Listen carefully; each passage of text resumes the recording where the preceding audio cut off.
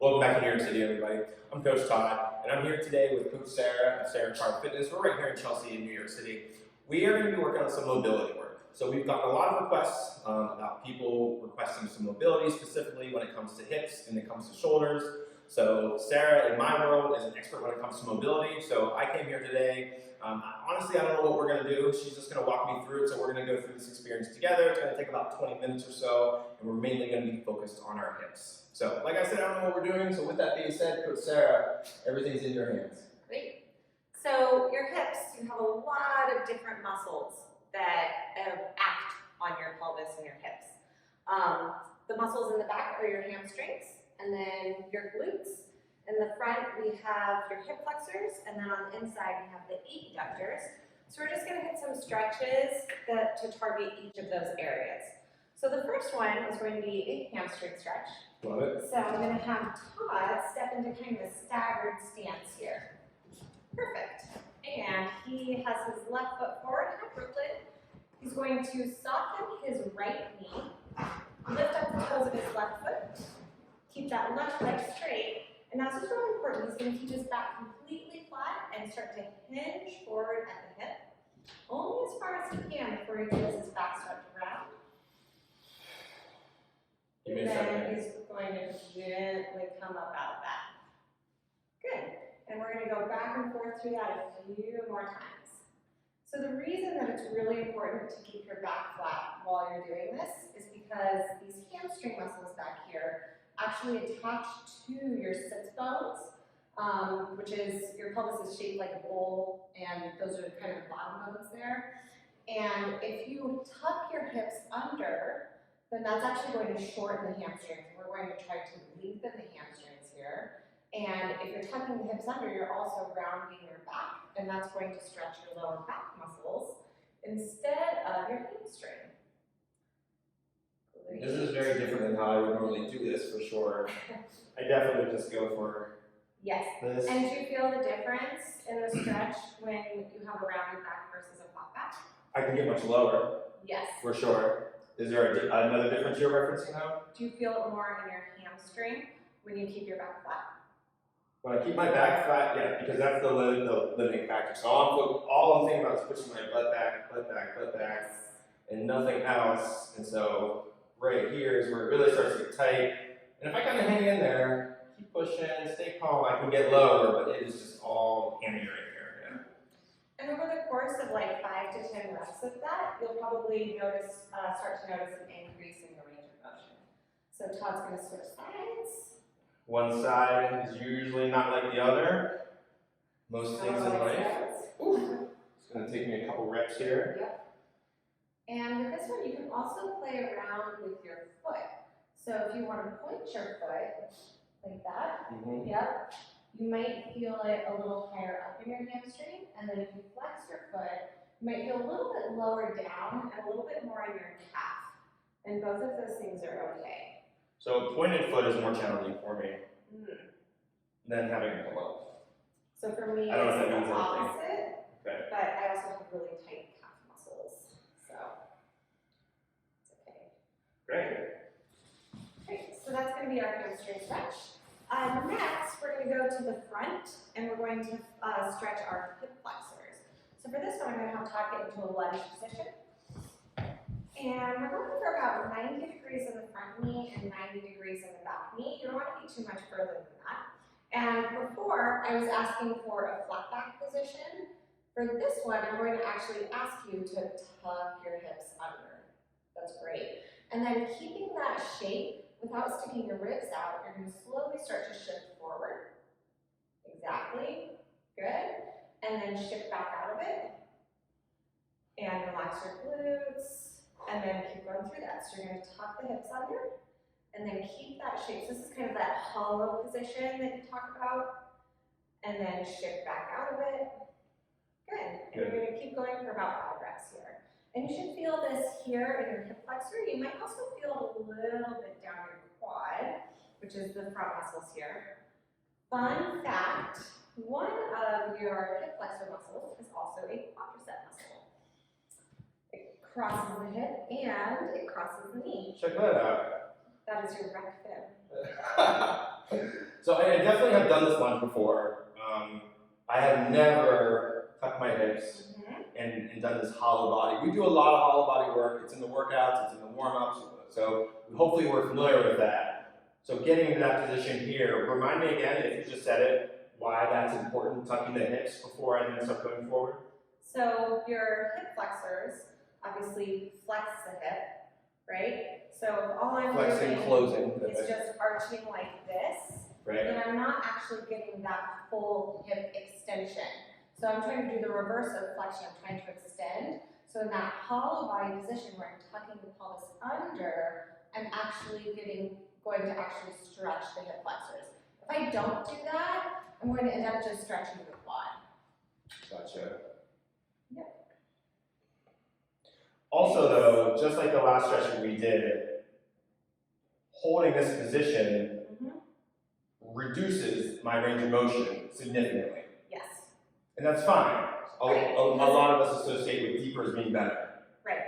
But if you're doing this properly and actually going for a hip flexor stretch, you won't have a huge range of motion in that. If you try to take it further than that, you're going to notice that you're going to start to break at the rib cage, and you're not going to be able to maintain that, we call it a posterior pelvic tilt. And then you're going to be going more into a quad stretch. You're also going to be shoving the femur forward in the hip socket, which isn't great, by the way. So we don't want to take it too far. My last one in here. Good. Okay. Nice. And now we're going to go into a glute stretch. So everyone knows glutes are back here. Mine are invisible. So we're going to get into a 90-90 position. Most people are pretty familiar with this. Yeah, we do this in a warm-up sometimes, so hopefully if you follow our workouts. And I'm actually going to ask you to, bring that back and forward just a little bit more. That's great. Nice. And then Todd's going to take both of his hands in front of him as much as he can.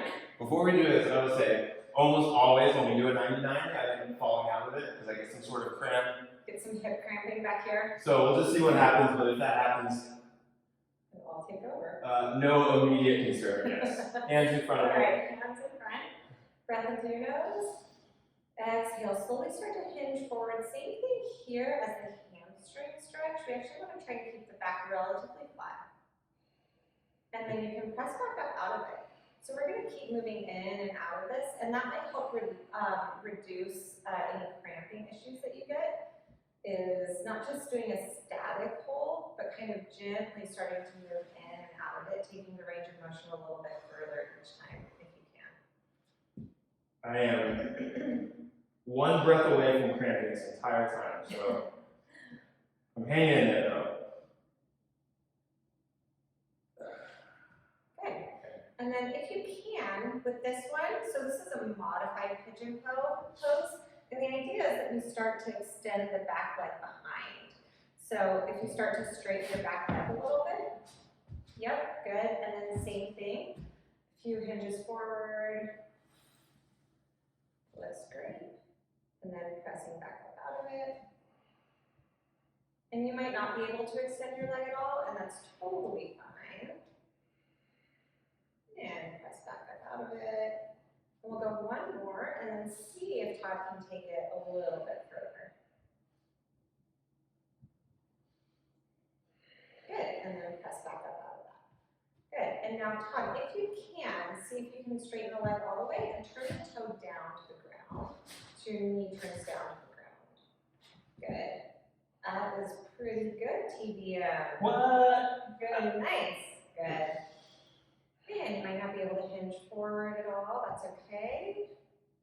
Good. And we'll just hold. And then press up out of it. And we'll go one more time. Breath in, exhale. See if you can get down into that. Good. And then very gently come out of this one. This is a pretty deep stretch, so we don't want to come out of it with lead. That's what I got to? Yep. Okay. So I would bend that action first. Good. And then let's rotate over to the other side.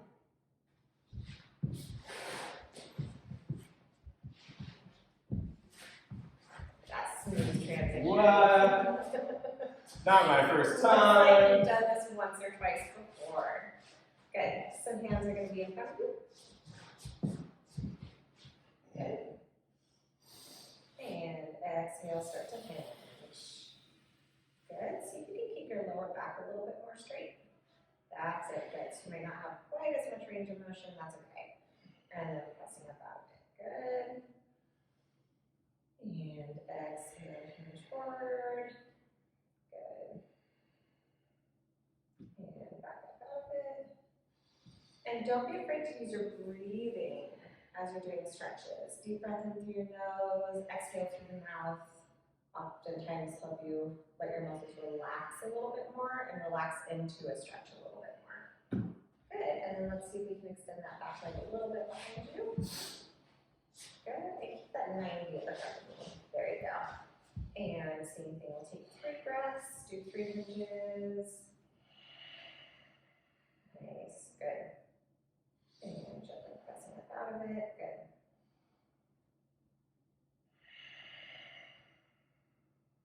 Very nice. And we'll go for one more.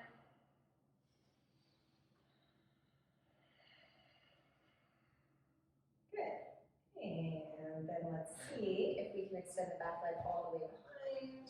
And turn the foot and the toe down. Good. Todd mobility. Very nice. Good. And we'll just do 2 breaths here. And exhale, hinge. Good. Very nice back position. And we'll go one more time. We'll hold this one a little bit longer. Exhale, hinge.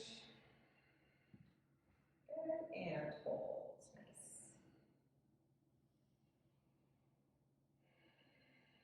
And again, very gently and slowly coming up out of this. Open that back knee first. And then you can come to standing. So now we're going to hit the adductor muscles. Those are these muscles right here, your inner thighs. So I'm going to have Todd go into a nice wide stance with his feet, like super wide. And we're going to go cosine. Maybe face the screen for this one. Yeah. And I think we might want to go a little wider, but we can adjust the position as we start to move through this.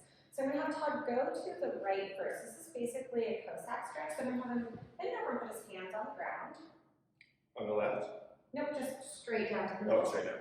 Good. And then you're just going to start to walk your hands over to the right, bending your right knee, left leg staying straight. Good. And he's going to keep his heel down on the left. And for this one, you can lift up the toes of that left foot. It might help you get a little bit easier. Good. And sink down a little bit more. Good. Yeah, so a little Can we bit go all the way? as far as you can. Yes. Yep. And Todd has really good range of motion here, but a couple of things to pay attention to.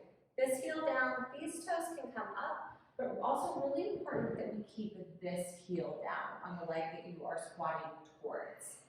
And then he's going to put his hands down, back down on the ground, and he's going to walk over to the left side. Same thing. Nice. So focusing on keeping that left heel glued to the ground. He's letting his hips sink down as much as he can. And you should feel a stretch in your right inner thigh on this side. Yes, is that correct? I feel a stretch right here. That's perfect. That's Nice. what we're going for. Good.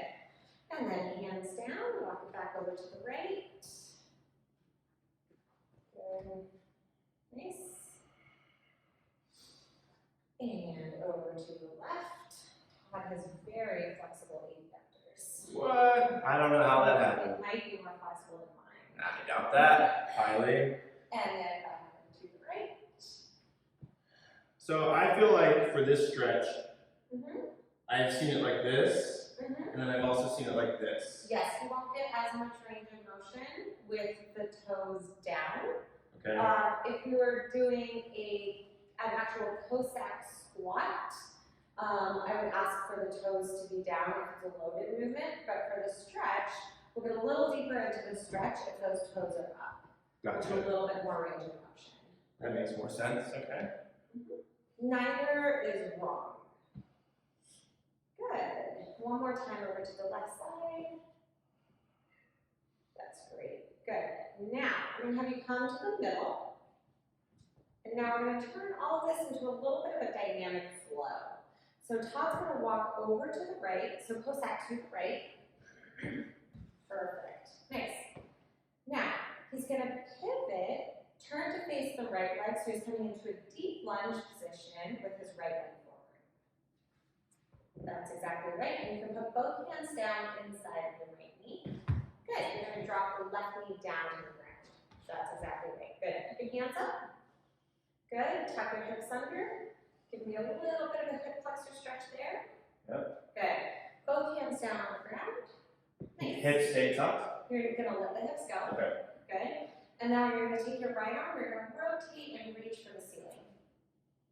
Perfect. Now you're going to bend your right elbow, and you're going to try to touch the inside of your foot with your elbow.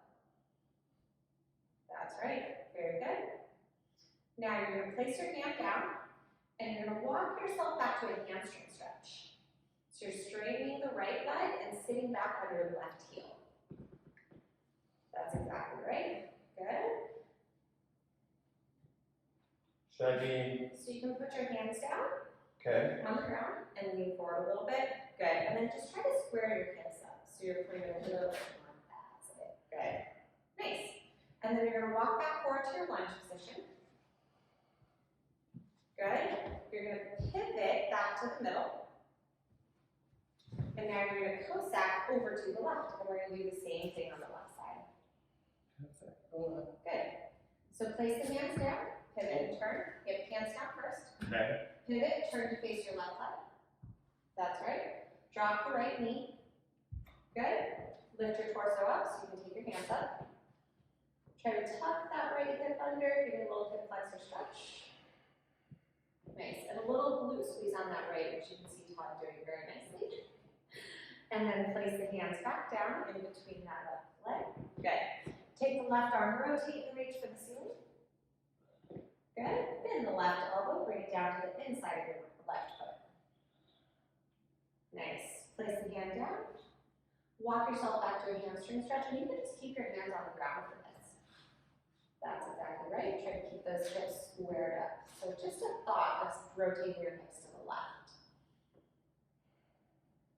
Good. Walk it back to the middle. Good. You're going to pivot to face center. And we're going to do that 2 more times on each side. Go back over to the right. Good. And pivot to face the right leg. Drop the left knee. Good. Come up for a hip flexor stretch. Tuck the hip, a little glute squeeze. Good. Place the hands down. Right arm's going to rotate and reach. And then right elbow to the inside of the right foot. Place the hand down, walk it back for a hamstring stretch. Good. Walk it back forward. Good. Pivot to center. Co-sack over to the left. Pivot to face your left leg. Drop the right knee. Bring your torso upright and squeeze that right glute just a little bit, a little hip tuck, hip flexor stretch. Hands come down. Left arm is going to rotate and reach. And left elbow to the inside of the left foot. Good. Place the hand down, walk it back for a hamstring stretch. Walk it back forward. Pivot to face the center. And one more time each side. Goes back to the right. Yep. Pivot to face the right foot. Good. Torso comes up for a hip flexor stretch. Tuck the hip under, little glute squeeze. Place the hands down. Right arm's going to rotate and reach. Elbow to the inside of the foot. Place the hand down, walk it back for a hamstring stretch. Walk it back forward. Good. Pivot, face center. And one more time, press back over to the left. Good. Hands down, pivot to face the left leg. Torso comes upright. Tuck the pelvis, hip flexor stretch. Place the hands down. Left arm is going to rotate and reach. Elbow comes down to the inside of the foot. Place the hand down, walk it back for a hamstring stretch.